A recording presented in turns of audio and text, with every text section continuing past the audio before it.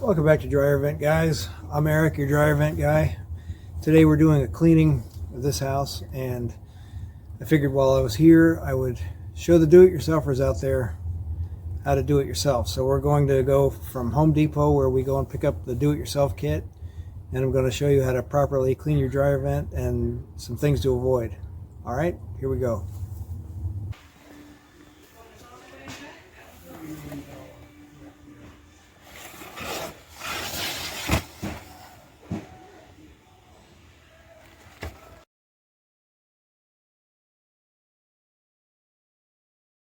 Okay, we're back from Home Depot. We've got our dryer vent cleaning kit. It says for use with or without drill. I do recommend you use the drill. I've got my drill here. I've got it set on 6.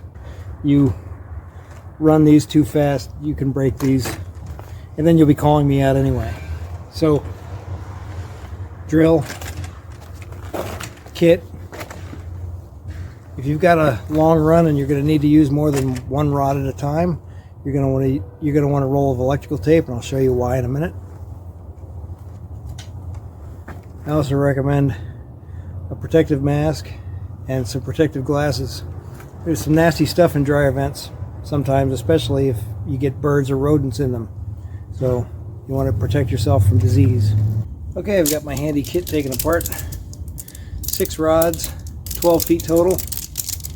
Alright, and I've got my brush, and you just put the brush on. Depends on how long your length is, but you want to put your brush on.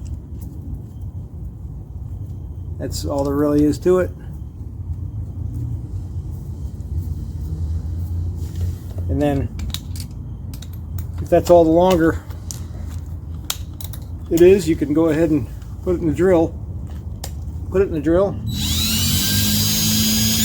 And just start off slow, work your way in. You get to a point where you've got to put another rod on.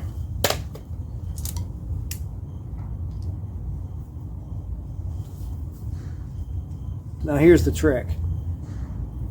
This is what I'm going to recommend you do, is that you put a couple of wraps of black electrical tape on there. And the reason is, if you put this on your drill and you're running it and you decide to run it backwards, that brush gets caught. You can unscrew this somewhere in the middle, and you can end up having a piece stuck in your dryer venting. If you do that, you're going to be calling me to retrieve it anyway. Okay? So, really important. Tape those together. Alright?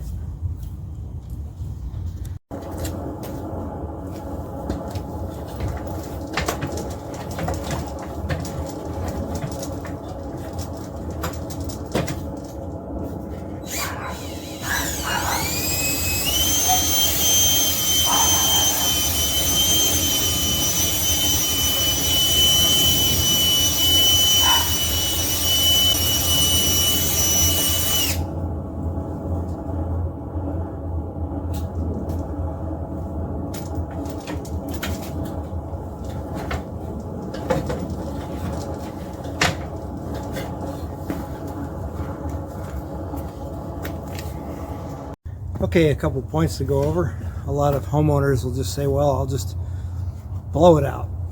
Well, if you've got an electric leaf blower, that's probably okay, but I wouldn't recommend this is the only way to clean it. The leaf blower is not going to get anything that's accumulated stuck on the edges. So if you've got a 1/2 inch of lint buildup in your hose, then you've got a 3-inch duct and not a 4-inch duct. Okay, so you could use a brush like this if you've got a short run. All these will work. You also want to clean out your transition hose, which these are pretty good for.